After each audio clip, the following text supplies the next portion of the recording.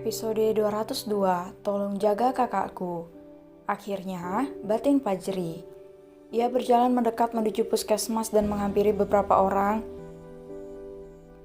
yang tengah berkumpul di sana untuk melepas kepergian Hana, diikuti oleh Boy dan yang lainnya.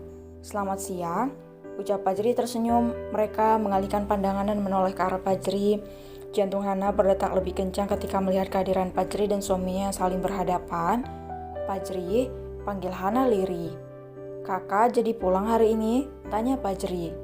Iya, aku sudah dijemput sama suamiku. Kenalkan, ini Mas Edo. Mas, ini Fajri, teman sekolahku. Ucap Hana mengenalkan mereka. Ah, ini suami kakak. Ucap Fajri menatap laki-laki yang terlihat biasa saja. Dia masih jauh jika dibandingkan denganku. Apa dia bisa membahagiakan kakak? Batin Fajri. Tuan Fajri, ucap Edo berbinar sambil mengulurkan tangannya. Iya, ucap Fajri membalas jabatan tangan itu. Ini beneran Tuan Fajri? Tanya Edo tidak percaya. Iya, ucap Fajri menahan kesalnya. Ia cemburu. Wah, saya tidak menyangka bisa bertemu dengan Anda di sini. Saya sangat mengagumi Anda, Tuan Fajri.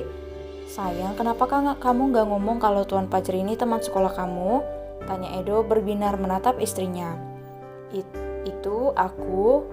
Mungkinkah Hana menjaga hati Anda? Tidak mungkin rasanya jika kalian membicarakan tentang saya, ucap Fajri dingin. Duh, kenapa Fajri berbicara seperti itu? Batin Hana bingung sambil menatap Fajri.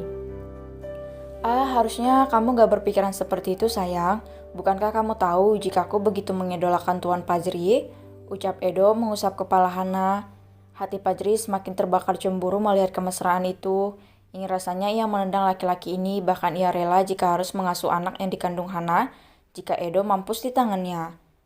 Wajah Edo masih berbinar senang dan melihat Fajri beserta teman-temannya yang lain. Mereka terlihat berkelas dengan pakaian bermerek yang tengah mereka kenakan.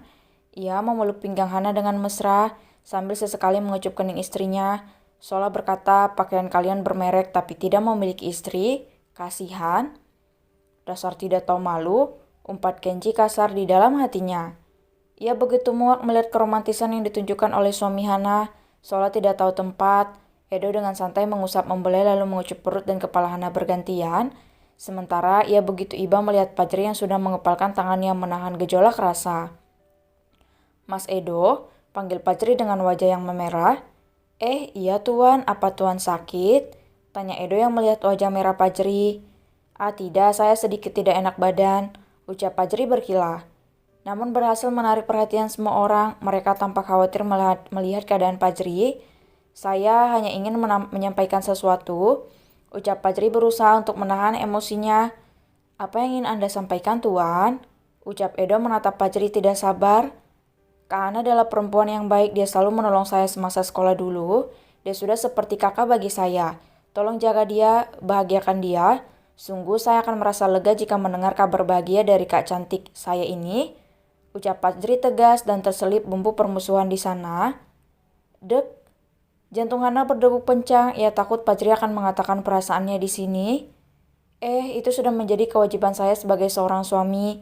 Tuan Fajri, Anda jangan risau. Saya akan berusaha untuk membahagiakannya dengan nyawa saya. Ucap Edo menatap Hana penuh cinta. Ingin Fajri meludahi wajah pria itu dan merebut Hana. Namun ia bukan orang yang suka memaksakan kehendak untuk mendapatkan sesuatu yang ia inginkan. Iya, karena saya akan merasa tidak berguna jika sampai Kak Hana tidak bahagia di dalam hidupnya. Ucap Fajri berusaha untuk bersikap santai. Edo mengernyit menafsirkan maksud dari Fajri.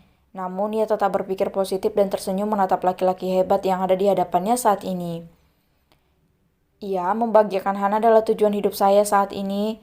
Saya begitu kagum dengan Anda yang sangat menghargai ibu dan saudara perempuan Anda. Saya juga berusaha untuk berlaku adil kepada semuanya, ibu, adik, dan istri. Semoga saya bisa sukses seperti Anda, ucap Edo. Amin, ucap mereka mengaminkan.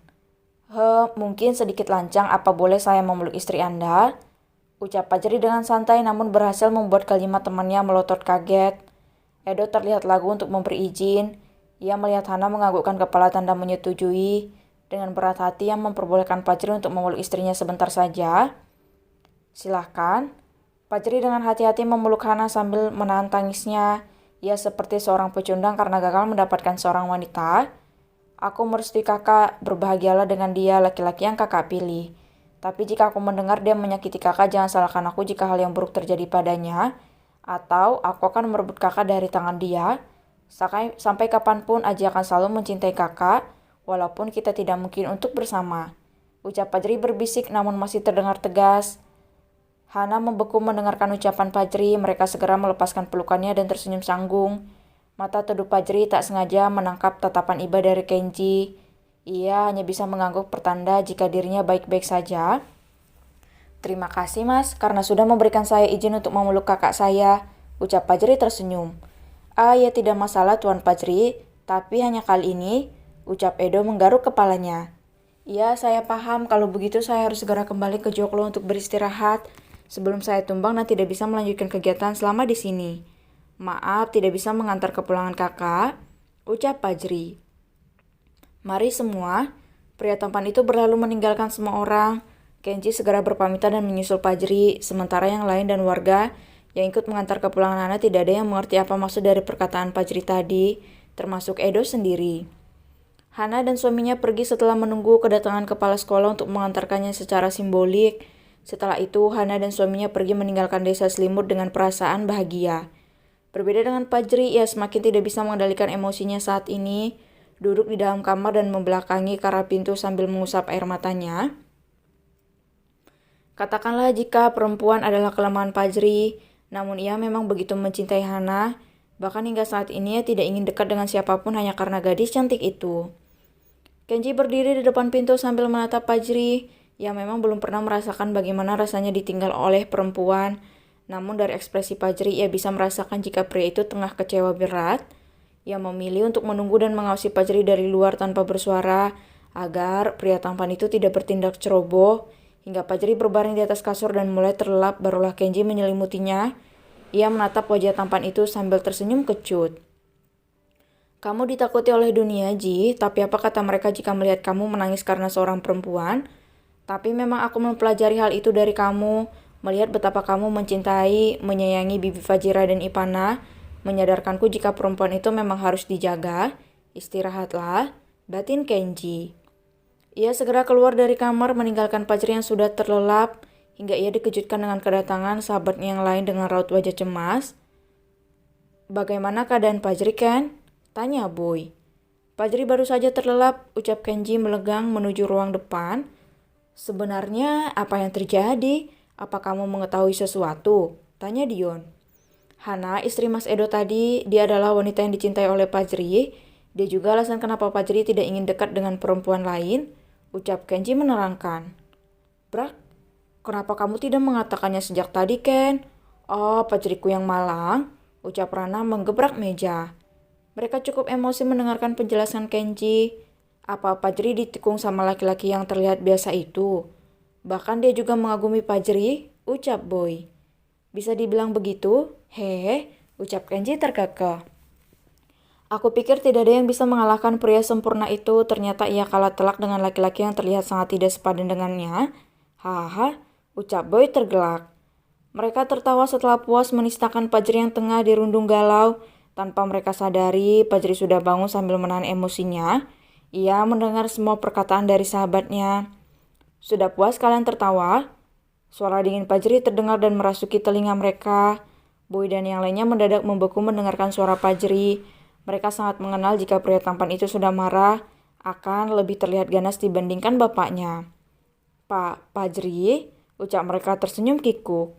Kabur, teriak mereka berhambur keluar dari rumah sambil tertawa.